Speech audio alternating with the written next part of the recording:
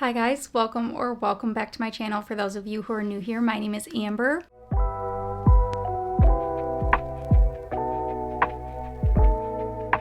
It is officially 2025. And I can't believe that I'm saying that because I feel like we just started last year. I guess to start this off, this is going to be my January TBR, but I guess might as well talk about briefly like reading goals, stuff like that. So this year, I'm not focusing super heavily on how many books that I read. I set my goal to 65 books, which is 5 books less than what my goal was last year because I did read, I think, 66 books. I think that was my final number. But anyway, so I am going to be using my TBR jar to pick my reads, but there are 2 books that I already know I'm going to be reading with or without a prompt picking it, and that's going to be finishing my reread of Iron Flame. This is the second book in the Empyrean series, the first one being Fourth Wing, and Onyx Storm comes out the 21st. So you know the day that comes out, I'm going to be picking it up. I'm like 60% of the way through this right now. It's kind of taking me a little bit longer. I remember having the same feeling the first time I read it where I was like, it's good, but it's not what I was expecting. And it still kind of holds true to that where I'm enjoying it, but it's not my favorite. But January 21st, Onyx Storm comes out. So the day that releases, I'm going to be picking that up and reading it. Let me double check to make sure there's no other. There might be other releases that I really wanted to read. No, I don't think there were any other books that I immediately want to pick up when they come out. So, all right, let's go ahead and mix this up a little bit. Honestly, I'm going to dump them all out. Fluff them up a little bit and put them back in. Because I feel like I haven't done that in a long time, so all the ones at the bottom have just been sitting there.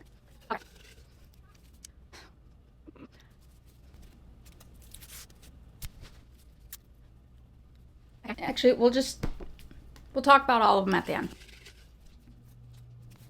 A book with vampires. The next book in a series. A book with a number in the title. Let's see, I have 4. I'll do 6. A fantasy book. And I guess since this one dropped out too, I'll just grab it. A book that you thrifted. I feel like that's a pretty good combo, so I'm going to go grab those. Okay, so I got all of them now. So for a sad book, I'm picking The Last Letter by Rebecca Yarros. I know this is technically a romance book, but every time I see somebody talking about it, they're talking about how it made him cry. So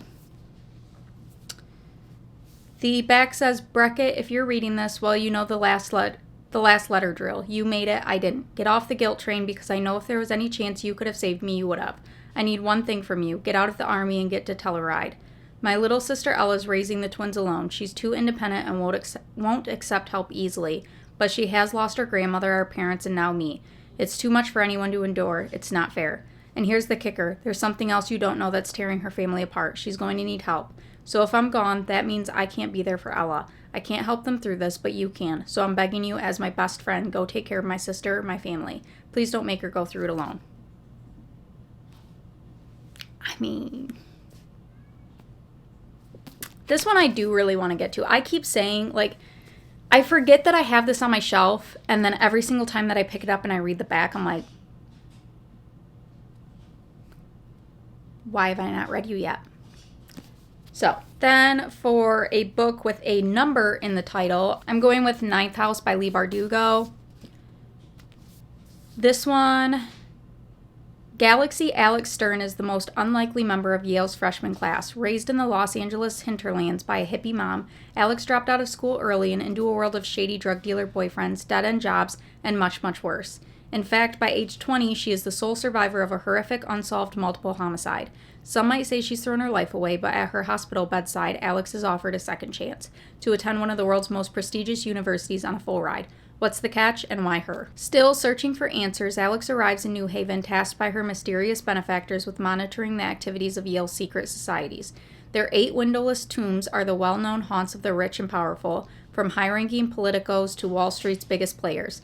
But their occult activities are more sinister and more extraordinary than any paranoid imagination might conceive. They tamper with forbidden magic, they raise the dead, and sometimes they prey on the living. Another one I've been wanting to get to, and I just never do. Pretty much every single book that I ever pick up, I say the same exact thing. Then we're going the next book in a series. I'm picking The Blood Trader by Lynette Noni.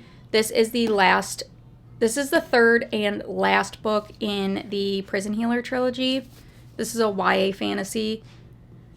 So this one, I'm just going to talk about the first one. Kaiva is the prison healer, and it's at Zalendov Prison, which once you're in there, you're not getting out. You're going to die there. And she is working with the warden to kind of monitor the rebellion group. And the leader of the rebellion group ends up getting brought in, and Kaiva's trying to save her, but she is blind and on her deathbed. And they're saying that she has to go through the trial of ordeals, which is these 4 trials that if you complete all of them, you can leave the prison. But no one's ever beat all 4 trials.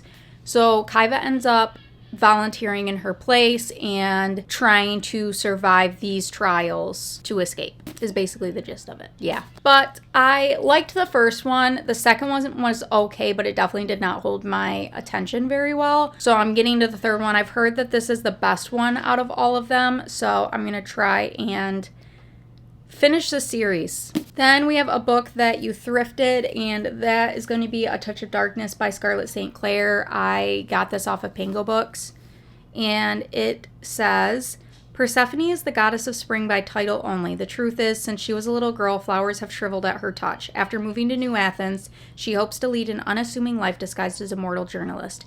Hades, god of the dead, has built a gambling empire in the mortal world, and his favorite bets are rumored to be impossible.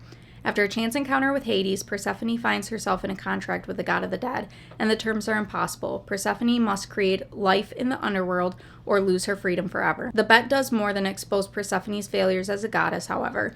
As she struggles to sow the seeds of her freedom, love for the god of the dead grows, and it's forbidden. I've heard really mixed reviews about this, so we'll see how it ends up going. Then this one's going to be no surprise. The one that is a book with vampires is going to be Empire of the Vampire by Jay Kristoff. I picked this last month, and then I never ended up getting to it because I ended up in a horrible reading slump, and I'm still currently in it. I think in like the first week I finished 2 books that I had already started the month prior, and then I only ended up finishing, I think I read 4 total books last month. 2 of them were ones that I had already started the month prior. One of them was a 2-hour-long audiobook that I listened to in a day. And then the final book, nope, technically I finished that last night. Never mind. I think I read 3 books last month. Horrible reading slump right now. Like, nothing sounds good. Absolutely nothing. And I'm struggling.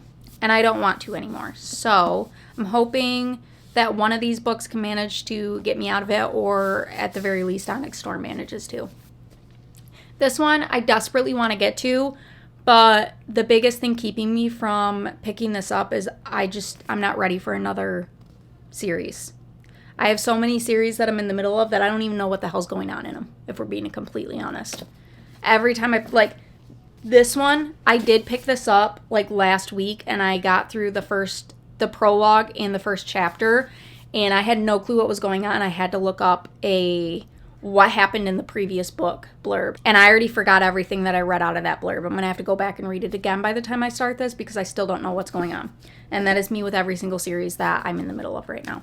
No clue what's going on.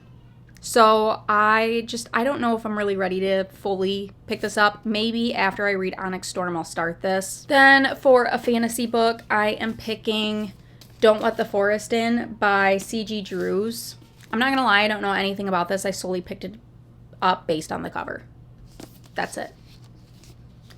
So this one, I think it's a YA fantasy.